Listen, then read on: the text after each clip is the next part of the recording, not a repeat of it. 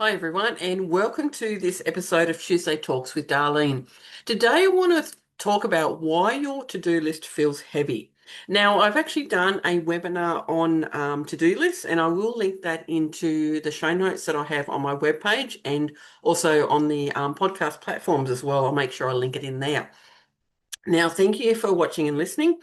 I would love for you to like, share, comment, subscribe. I would really appreciate it because it helps get the message out there. Now, most of us look at our to-do list and feel a heavy weight in our chest. And I've done that, especially when I've done to-do lists differently.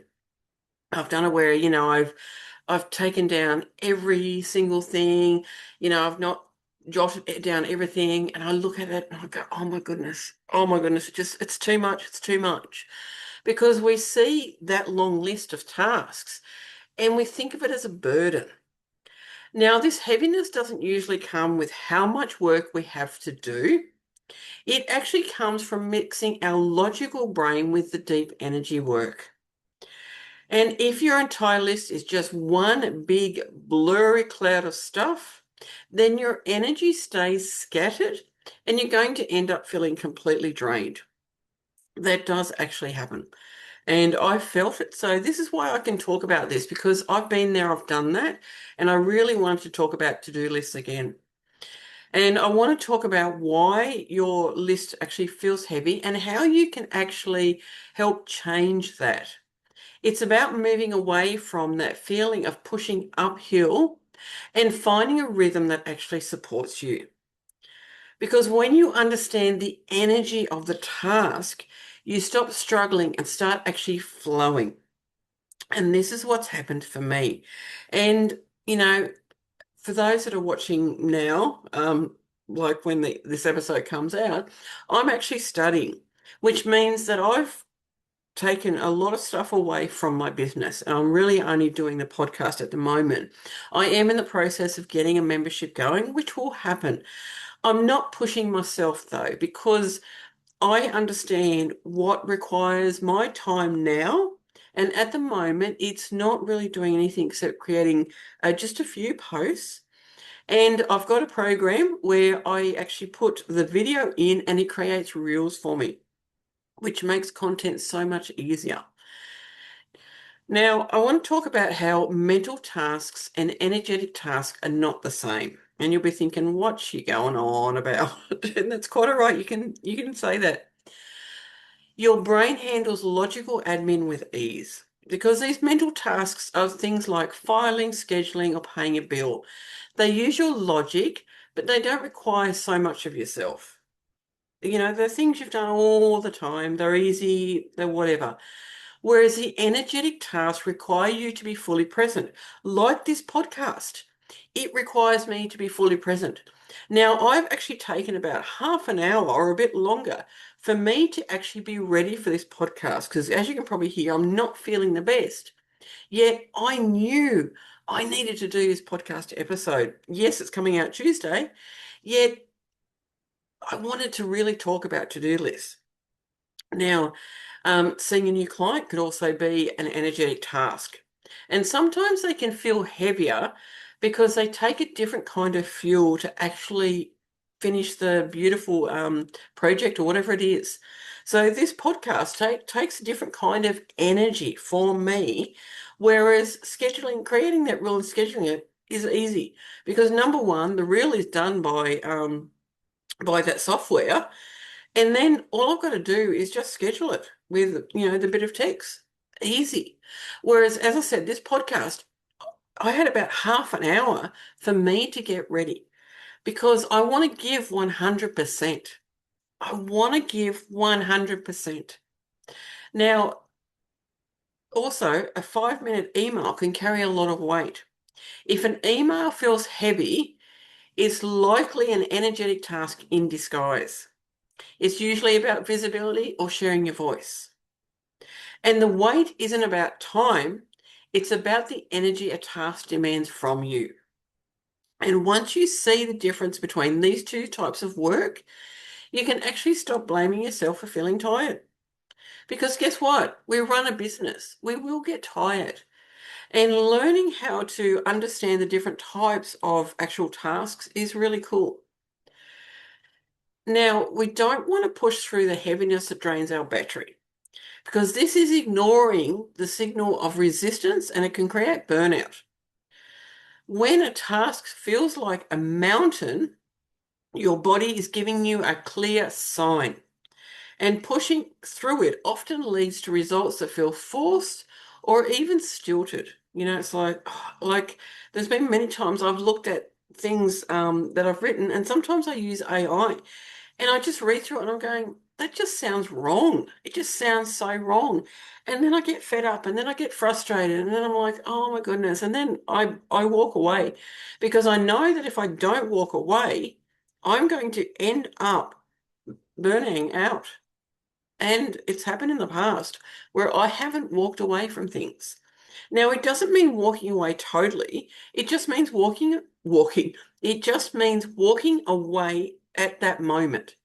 And when I come back, I'm in a better place. Like this podcast episode, as I said, I took at least 30 minutes beforehand because I want to give you 100%. Now, also, when you stack energetic tasks, they can create a leak in your focus. When you try and do too many high energy jobs in one day, you can actually crash. And you can end up staring at the screen because your battery is simply empty. At the moment, for me, I'm feeling tired. I'm unwell.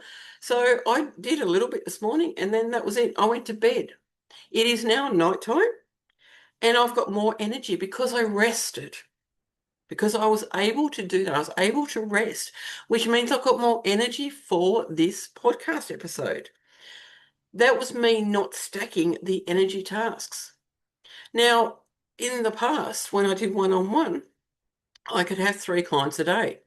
Now, depending on how long those clients went for, sometimes I could only have 3 clients a day. Other times I could have more. Now, those are energetic high tasks. That means I needed to be prepared for those sessions and to be able to show up for my clients 100%.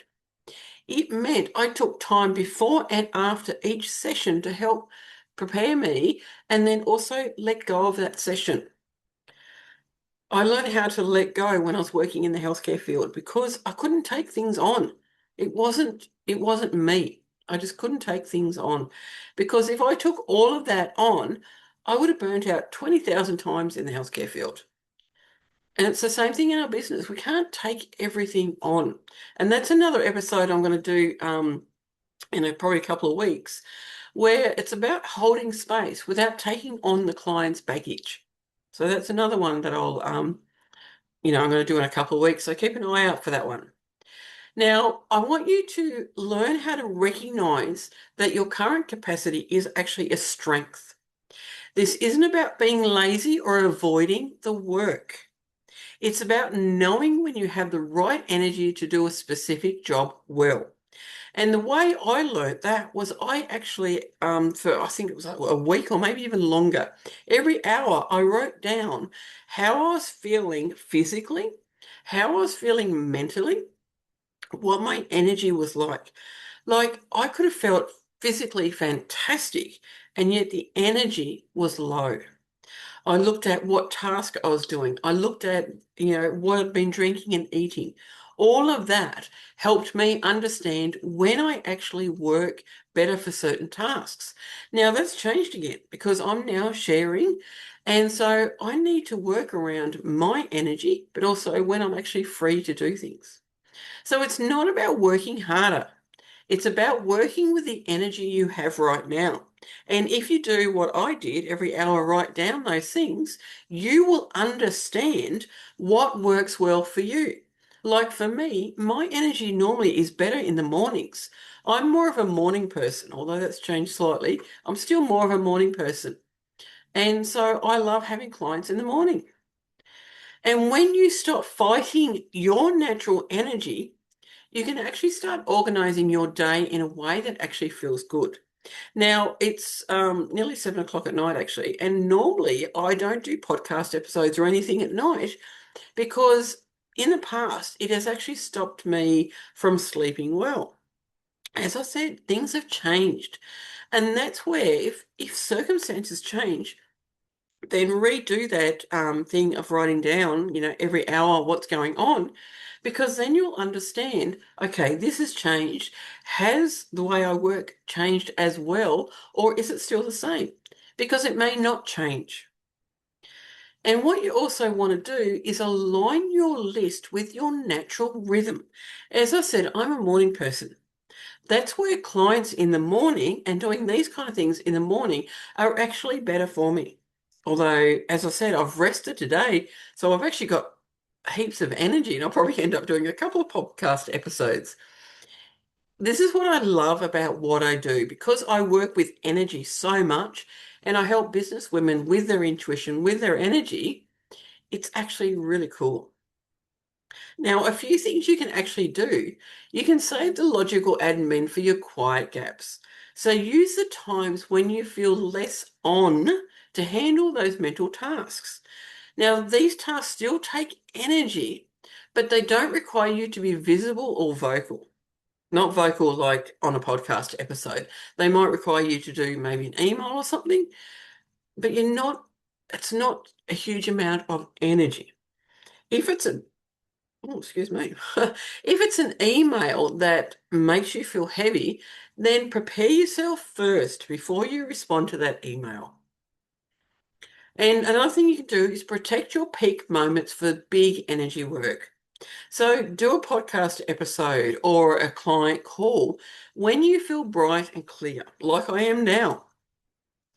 This actually makes the heavy tasks feel lighter because you've got the fuel for them. Because you're working with your rhythm, you've got the fuel for all the different tasks.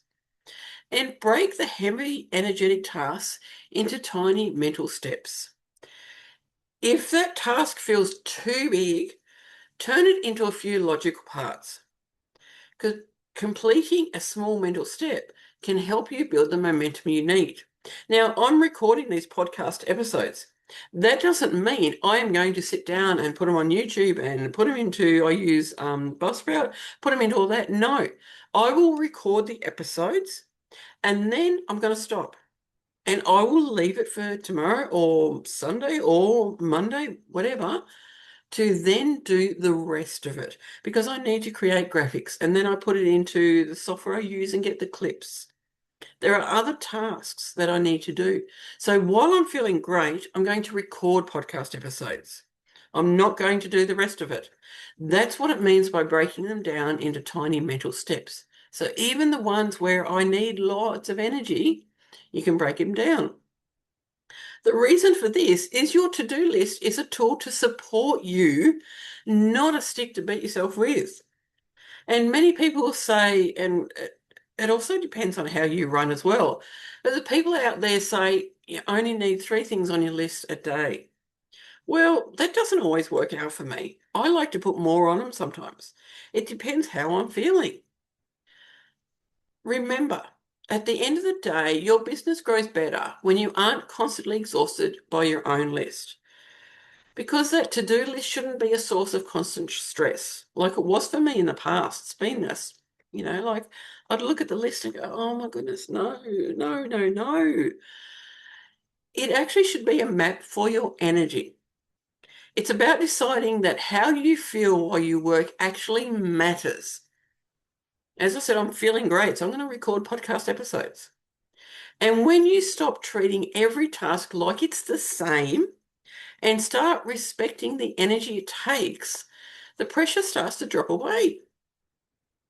You stop feeling like you're constantly chasing your tail and start feeling like you're actually in flow with your business. The goal isn't to be a machine that finishes every single thing every day. The goal is to be the person that works in a way that feels sustainable and real. Because that list that drains you becomes a burden. Yet a list that respects your energy is a foundation. It's a foundation for your business, the way you want to run your business. That's been today's episode. Thank you so much for watching, listening, liking, subscribing, sharing, commenting, all that amazing stuff that I really appreciate because as I said, it gets the message out there. And I really appreciate it. Wishing you a beautiful day wherever you are in this world.